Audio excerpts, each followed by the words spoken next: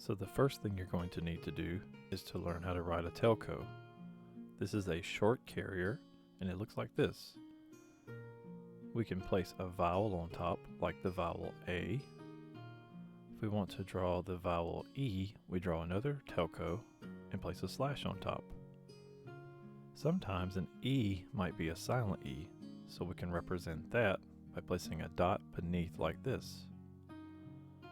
To draw the vowel I, we draw another short carrier and place a single dot on top. To draw a vowel O, we want to draw a telco and then draw a hook that goes forward like this. In order to draw a U vowel, we'll draw a short carrier, and this time the hook will come back towards U. Sometimes you may want to use Y as a vowel, and in order to do that, you would draw a short carrier, and then after you draw your short carrier, you'll draw this symbol right here.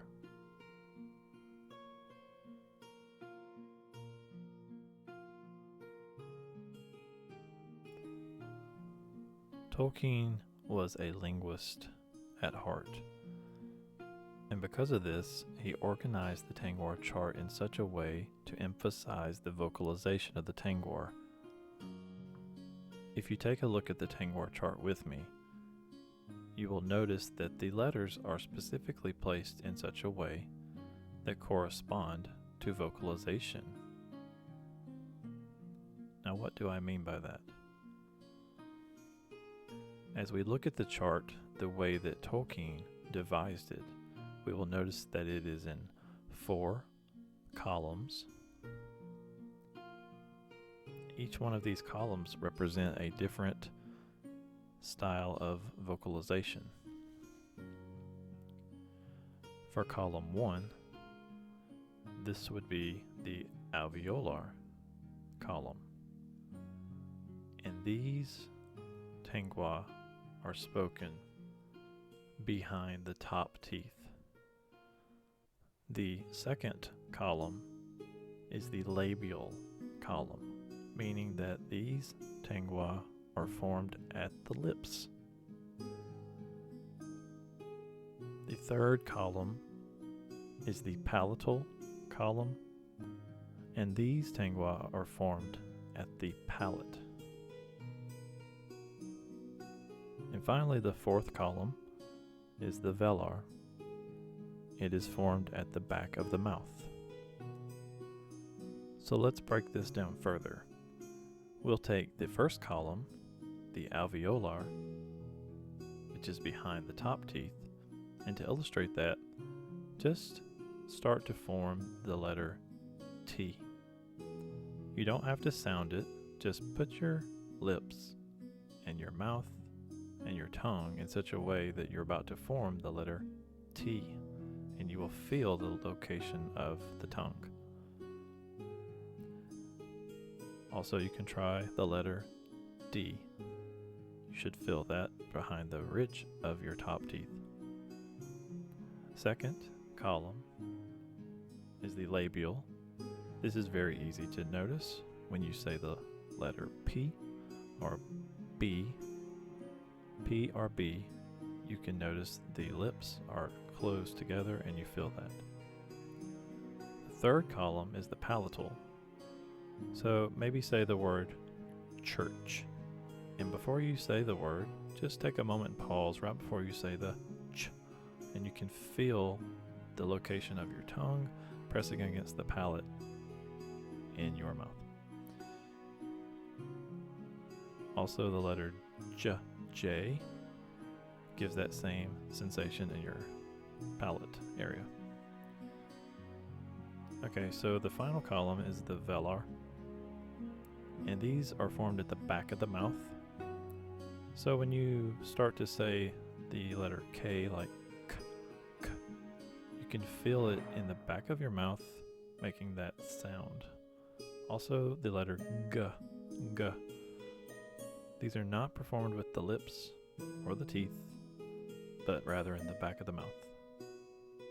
So in addition to these columns, J.R.R. Tolkien made it very specific that the rows were placed in such a way so that they were indicating the vocalizations. The first row would be a voiceless stop.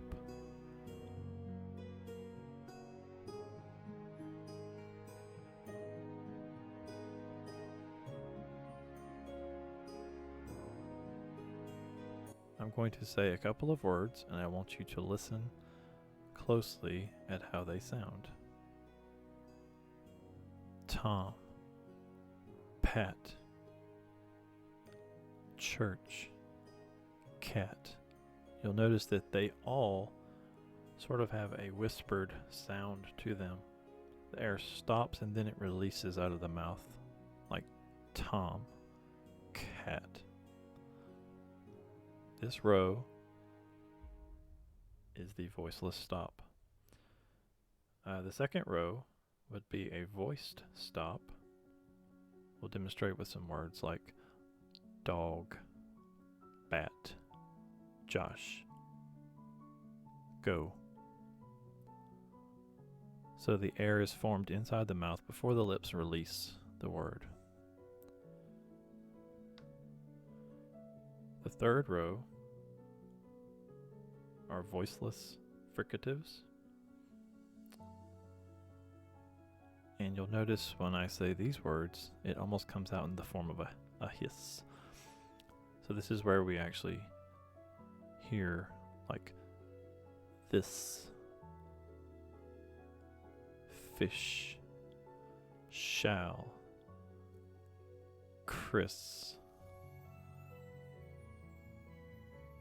the TH, the F, the SH, and the CH that makes a hard K sound but comes out with a hiss. So like this fish shall Chris.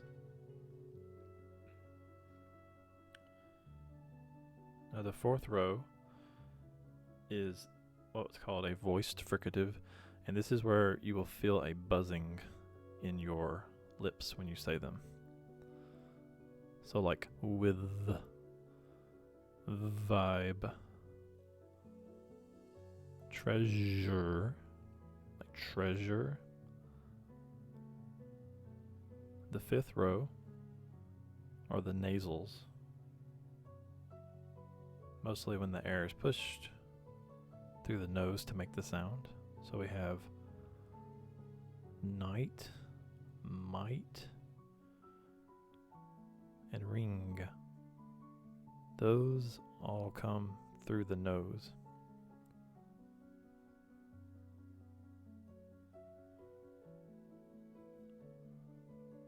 And then the last several rows would be more indicative of vowel sounds. So we will address those as we move further into our other videos so that we can address them as they come up as we're making our words.